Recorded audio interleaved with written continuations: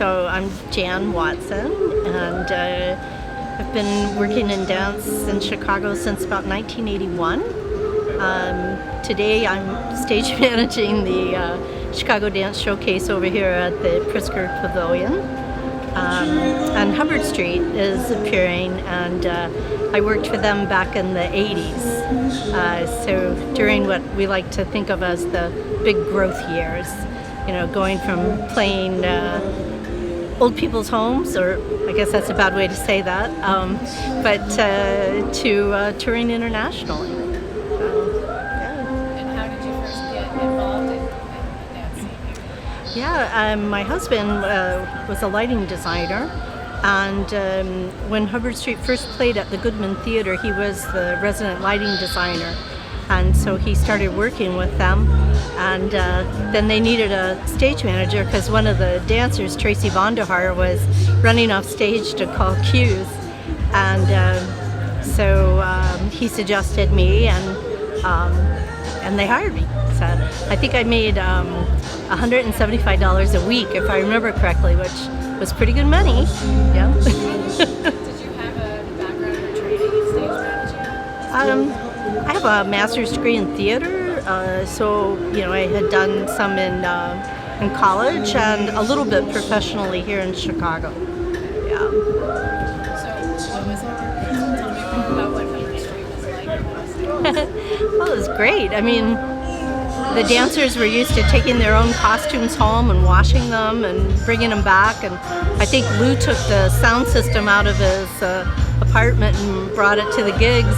So it left a lot of room for us to improve things, and I think one of my proudest moments was when we opened the truck, got to a gig and opened the truck, and everything was in a proper box with wheels on it and stenciled Hubbard Street Dance Company. You know, that was pretty great. It's big time. Yeah. Another really fun memory I have with Hubbard Street was we were going to Paris, and Ruth Page herself threw a Bon Voyage party for us at her apartment. And I remember that Miss Page she was very petite, and I always loved her clothes, and I kept thinking that if I had a chance while I was in her apartment, I wanted to sneak to the closet. But I didn't do it. No. Yeah. But I also I stage managed the Nutcracker at the Airy Crown. So I did the new production. So got to work with Tom Skelton, who, if there is such a thing as a famous lighting designer, he certainly was one. And I did that for 6 years, and of course working with Larry Long and Dolores Lipinski Long was a real pleasure. And also some of the stars that they would bring in particular David Nixon and Yoko Ichino were real favorites of mine. Yeah.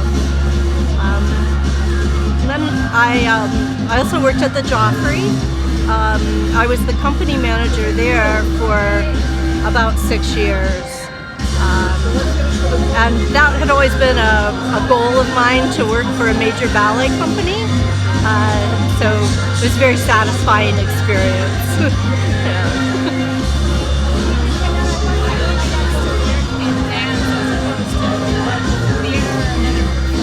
Yeah, that's a really good question. I have worked a lot in music presentation. We're getting some pretty powerful music right now. But I worked at Ravinia Festival for 10 years. And of course, they always presented dance companies, Martha Graham, San Francisco Ballet. So I would get to interact with them. But we also did a 10-day jazz festival during that period, and you know, all the pop concerts. So that was a great job too. But really, in terms of theater, because my husband mostly focused on theatrical lighting design, it was worlds colliding.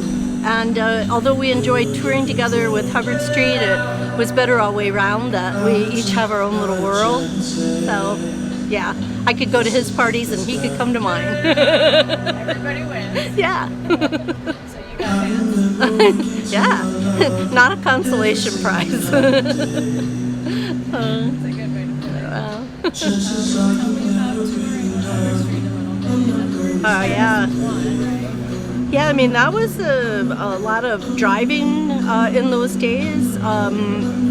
We would, sometimes we'd fly to a certain point, like Albany, New York, and then we'd be in rental cars to go to Tarrytown and Poughkeepsie and, everywhere else we were going. It was pretty exciting, just walking into a theater at 8 in the morning or whatever with your crew and your stuff, and there's the people from the theater, and somehow or another you have to make them love your show and want to do your show to the best of their abilities.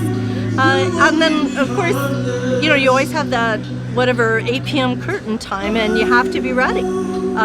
So I like that challenge. But then I had to call the show, and sometimes that was my favorite part. But I would have to really take a deep breath to be ready for that some days. During the time I was there, I just happened to know this, we played 29 states, and we went to South America in addition to going to Paris. So we didn't really have, as you said, like the dance training. We didn't really have that training, so we all learned on the job. It was all a bunch of theater people coming to work for the company, because everybody that my husband and I knew were theater people. And then later, they started getting people that had gone to North Carolina School of the Arts, and they really had a specific training in dance. But, I thought we figured it out pretty darn well. And, and we were very proud of what we did there. Yeah. I do want to mention my husband's name is Robert Christian. He designed lights there for quite a while, but he was at the Goodman Theater for 40 years.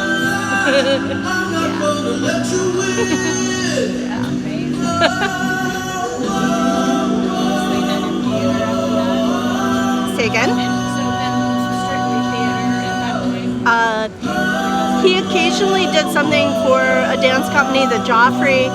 When Ashley Weeder first came in, he did a few things for Joffrey. And also, I had worked at Ballet Mat in Columbus.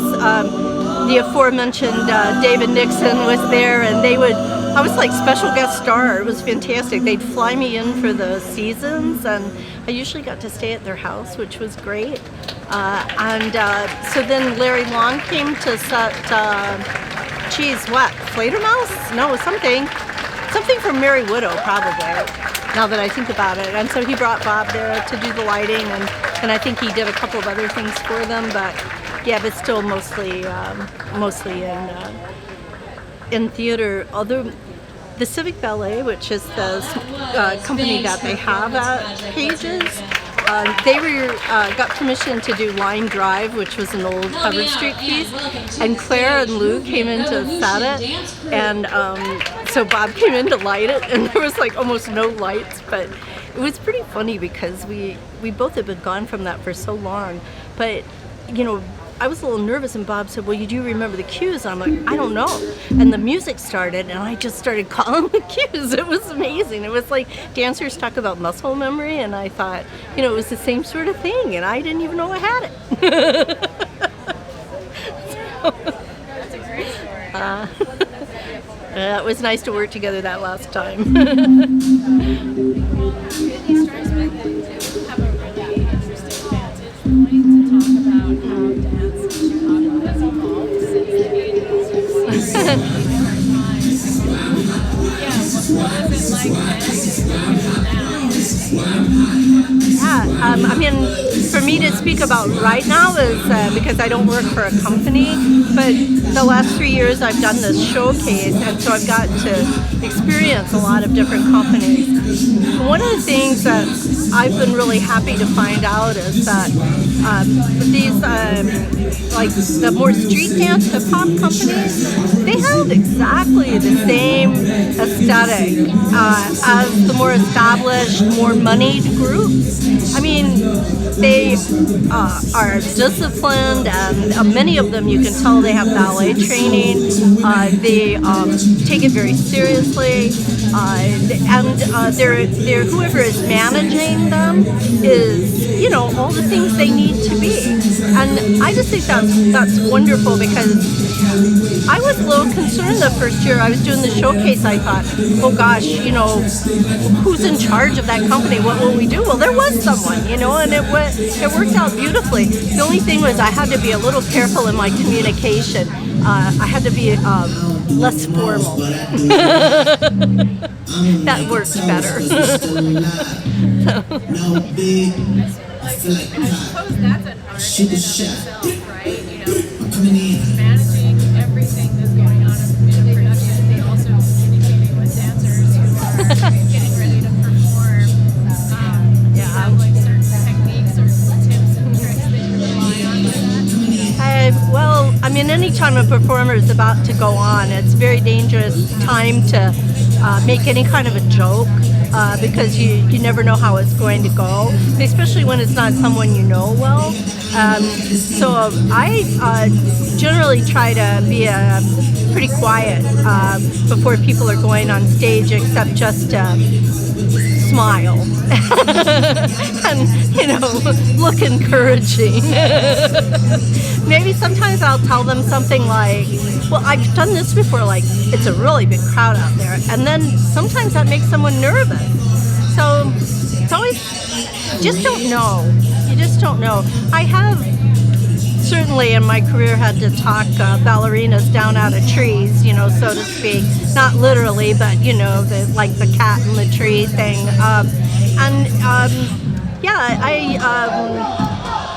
I like to say that I went to the Henry Kissinger School of Diplomacy, but that's a pretty old reference now.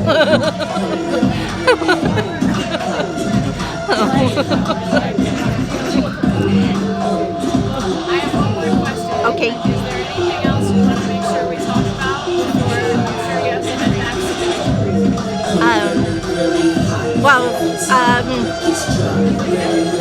just that, I mean, I would say too that I'm a real fan of dance, and I do attend as much as the budget allows. You know, when you work for a company, you usually get free tickets, but not anymore. I do prefer ballet. I just enjoy it the most. But I like people moving in any way, yeah. And you know, maybe I'll join one of those things on the Great Lawn someday. they're not putting you to work, right? You have time. Well, that's okay. I need to pay the mortgage. All right. My last question I've been asking everybody today: what, if anything, do you think makes dance here in Chicago distinct?